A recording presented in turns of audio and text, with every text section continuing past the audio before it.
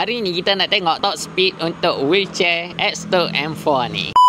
Jangan lupa tekan semua butang dekat sebelah ni supaya dapat beri manfaat kepada semua orang yang memerlukan. What's up buddy? Selamat datang ke segmen Q&A Haman. Hari ni kita nak jawab soalan daripada Papa Lobak. Maaf bertanya, top speed berapa? By the way, untuk wheelchair ni dia ada banyak mode tau. Untuk normal mode dia ada 5 speed. Speed 1 yang paling slow dan speed 5 yang paling laju. Tapi kalau kita pergi ke outdoor, jadi kita perlukan speed yang laju kan. Jadi dia ada juga sport mode. Jadi sekarang Ikram nak test satu persatu speed wheelchair ni. Okey, sekarang kita pilih standard mode. Bateri ada 94%. Mileage Ikram 25 km.